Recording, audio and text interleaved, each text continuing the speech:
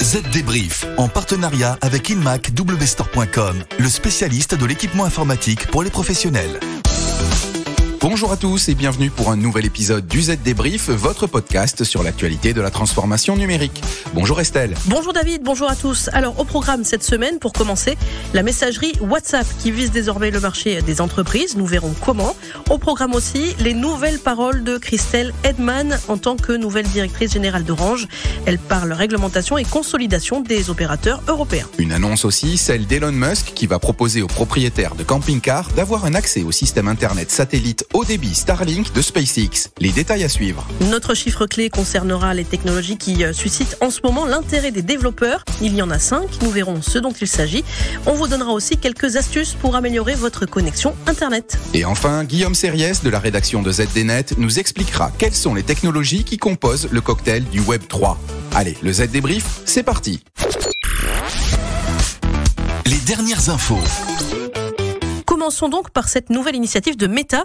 Le responsable de l'application mobile veut conquérir le marché des entreprises. Pour cela, il lance WhatsApp Cloud, une interface de programmation d'application, une API donc. Basée sur le cloud, elle doit permettre à toute entreprise ou développeur de construire un tableau de bord personnalisé au-dessus du logiciel WhatsApp. Le but, utiliser WhatsApp pour communiquer avec les clients des entreprises utilisatrices. Ce tableau de bord donnera aussi aux entreprises un accès aux principaux outils de compte, aperçus, messages, modèles, numéros de téléphone et catalogue de produits. Côté prix, l'utilisation de l'API WhatsApp Cloud sera gratuite pour les 1000 premiers messages par mois qui peuvent être initiés par l'entreprise ou l'utilisateur. Mais attention, au-delà, il faudra payer. Une nouvelle venue donc à la tête d'Orange, l'opérateur telco historique français. Celle qui vient s'asseoir dans le fauteuil détenu pendant 11 ans par Stéphane Richard se nomme Christelle Edman. En fait, elle n'est pas si nouvelle que ça puisque cette protégée de l'ancien DG siégeait déjà depuis 5 ans au conseil d'administration du groupe. Bref, la nouvelle directrice générale a donc pris la parole et énoncé cette semaine les problématiques que rencontre actuellement Orange. Elle a tout d'abord pointé du doigt la concurrence acharnée sur le marché européen des communications. Alors que les Américains et Chinois comptent aujourd'hui seulement 3 opérateurs télécoms, le marché européen, lui, en compte plus de 90. Conséquence de cette atomisation, les tarifs sont tirés vers le bas alors que nos investissements pour déployer des réseaux augmentent, regrette Christelle Edman, de quoi poser de réels problèmes sur les investissements dans les infrastructures de demain. Autre problématique soulevée par la nouvelle directrice générale, le poids des GAFAM sur le net. Ils occupent aujourd'hui 55% du trafic mondial. Elle trouve donc injuste d'investir des milliards d'euros dans des infrastructures dont la valeur est majoritairement absorbée par d'autres acteurs. Un rééquilibrage est nécessaire, dit-elle, avant d'ajouter qu'il serait cohérent que les GAFAM participent davantage. Elle compte pour cela notamment sur la Commission européenne qui devrait agir en ce sens dans les prochains mois. Allez, ça faisait longtemps, parlons maintenant de la nouvelle sortie d'Elon Musk sur Twitter. Il veut fournir un accès au net aux occupants et voyageurs en camping-car, notamment s'ils circulent dans les zones blanches. Via ces satellites de Starlink et de SpaceX, ces nouveaux clients peuvent donc s'attendre à un Internet à haut débit et à faible latence. Les zones de couverture se situent en Amérique du Nord, en Europe, en Australie pour partie et en Nouvelle-Zélande. Mais attention, le prix est élevé. Et oui, pour avoir accès à ce nouveau service, il vous en coûtera tout de même 634 € de matériel, plus 71 € de frais d'expédition pour la France. Et tenez-vous bien, 124 € de forfait par mois. Ultra fin et ultra puissant, les nouveaux ordinateurs portables Samsung sont le meilleur choix pour votre entreprise. Processeur puissant Intel Core 12e génération certifié Evo, Windows 11 Pro, batterie longue durée, sécurité renforcée, la gamme Galaxy Book 2 a été conçue pour optimiser votre productivité. Jusqu'au 30 juin, commandez sur InmacWstore.com, le spécialiste de l'équipement informatique pour les professionnels, et profitez d'un disque SSD 1 Tera offert pour tout achat d'un Galaxy Book 2 Pro, Galaxy Book 2 360 et Galaxy Book 2 Business. Le chiffre marché. Passons maintenant aux chiffres du marché. Cette semaine, il est de 5 pour 5 technologies qui cartonnent chez les développeurs. Il s'agit de la blockchain, des crypto-monnaies, des NFT et des langages de programmation JavaScript et Python. Pour les 3 technologies citées, c'est l'appât du gain qui motive les développeurs interrogés pour une étude. Plus d'un tiers ont en effet déclaré se renseigner sur les crypto-monnaies comme le Bitcoin, ce qui n'est pas vraiment étonnant quand on sait que l'adoption des monnaies numériques continue de croître dans le monde entier, en dépit de cours fort volatiles. Le potentiel lucratif des NFT, jetons non fongibles, ne passe pas non plus inaperçu. Idem concernant les autres applications potentielles de la technologie blockchain. Cette étude donne également des informations clés sur l'utilisation et la popularité de divers langages de programmation, ainsi que sur les outils que les développeurs utilisent dans leur travail au quotidien. On apprend donc que JavaScript reste le langage de programmation le plus populaire, juste devant Python. Il compterait respectivement plus de 17 et 15 millions d'utilisateurs dans le monde. Ça peut toujours être utile.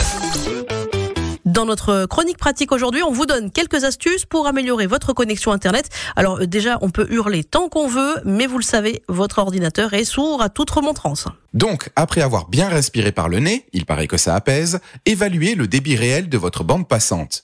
Une vitesse minimale de 30 mégabits seconde est recommandée et elle peut être dans la pratique fort réduite si de nombreux appareils sont branchés en même temps sur votre réseau. Donc 2 solutions, soit vous en débranchez quelques-uns du réseau, soit vous appelez votre fournisseur d'accès pour négocier plus de bandes passantes. Autre conseil, si ça rame comme on le dit familièrement, réinitialisez votre routeur ou votre box, débranchez-les, laissez-les éteints pendant environ 10 secondes, puis redémarrez-les. De la même manière qu'un PC, les routeurs et les box ont parfois besoin de repartir de zéro. Regardez aussi s'ils ne sont pas placés trop loin de votre ordinateur. Plus ils sont loin, moins le débit est bon. Enfin, dernière recommandation, vérifiez le câblage. Le câble reliant votre routeur à un switch, une box, une prise ADSL ou une prise fibre ou encore un PC est un élément qui peut être souvent négligé. Et il peut causer des problèmes de connectivité évidents. Si vos câbles sont usés, vous pouvez envisager de les remplacer. Ça paraît assez bête, je le concède, mais de nombreuses installations foireuses sont dues à un vieux câblage. Alors si après ces conseils, ça rame toujours, eh bien, direction la rubrique pratique sur www.zdnet.fr. Le Zoom de la rédac. En parlant de zdnet.fr, on accueille aujourd'hui Guillaume Sériès de la rédaction du site pour nous parler du Web 3. Guillaume, expliquez-nous quelles sont les technologies qui composent cette nouvelle génération du Web. Le terme a été utilisé pour la première fois en 2014 par le Britannique Gavin Wood, le cofondateur de la crypto-monnaie Ethereum. Il a ensuite créé la Web3 Foundation. Son ambition, financer les équipes de recherche et de développement qui construisent les bases du web décentralisé, peut-on lire sur le site de la Fondation. Pour résumer, le Web 3 est défini par ses promoteurs comme l'anti-modèle du Web 2.0. Donc, il faut que je vous parle du Web 2.0. Le Web 2.0 est un concept forgé au milieu des années 2000 et qui recouvre le web tel que nous le connaissons encore aujourd'hui. Il permet de distinguer dans l'histoire du web la montée en puissance de l'interaction des internautes via les plateformes, qu'il s'agisse des réseaux sociaux ou bien des sites de e-commerce. Et une des conséquences de la montée en puissance des plateformes, c'est la perte de contrôle des internautes sur leurs données personnelles. A contrario, le Web 3, selon ses promoteurs, permettrait, grâce à une architecture plus décentralisée, de reprendre la main sur les données et sur la gouvernance du web. En bref, le Web 3 est un futur Internet possible où toutes les données et tous les contenus sont enregistrés sur des blockchains, tokenisés, gérés et accessibles sur des réseaux distribués en vue de démocratiser l'Internet. Et comment cela serait possible ? Grâce à la blockchain. Car oui, avec les NFT par exemple, tout un chacun deviendrait acteur et propriétaire du web. Car oui, avec de nouvelles communautés basées sur ces micro-propriétés virtuelles, des décisions pourraient être prises en commun entre micro-acteurs sans tenir compte des intérêts des GAFAM. Car oui, avec l'utilisation de la blockchain, les règles de fonctionnement seraient connues de tous et consultables par tous. Pourtant, l'idée d'un web décentralisé n'est pas neuve. Le succès de la technologie pair à pair, peer-to-peer en anglais, il y a quelques années a montré que la décentralisation fonctionnait. Mais BitTorrent et Imul ont quasiment disparu depuis. La photopiratage. Les plateformes et les applications ne seront pas détenues par un acteur central, mais par les usagers qui gagneront leur part de propriété en contribuant au développement et à la maintenance de ces services, prophétise Gavin Wood, le principal promoteur du concept de Web 3. D'où la remarque cinglante de Jack Dorsey, ex-boss de Twitter, à propos du Web 3. Vous ne possédez pas le Web 3, dit-il. Ce sont les sociétés de capital risque qui possèdent le web. Et le fait qu'une grande partie de la décentralisation dans le monde du Web 3 repose sur le cloud d'AWS, Amazon Web Services, semble aussi lui donner raison. Car c'est une chose d'avoir des services web basés sur la blockchain et la tokenisation. Mais c'en est une toute autre de remplacer l'infrastructure existante. Merci Guillaume. Allez, le Z Débrief, c'est fini pour cette semaine, mais votre podcast reste disponible sur toutes les plateformes d'écoute, comme Spotify, Deezer ou encore Apple Podcast. Et si vous aimez le Z Débrief, n'hésitez pas à nous le faire savoir en ajoutant de petites étoiles ou des commentaires. N'hésitez pas non plus à écouter ZDTech, le podcast de la rédaction de ZDNet. Il vous attend tous les matins dès 8h pour faire le point sur un sujet d'actualité du monde de l'IT et des telcos. À la semaine prochaine. Bye bye. Z Débrief, en partenariat avec InMac WStore.com, le spécialiste de l'équipement informatique pour les professionnels.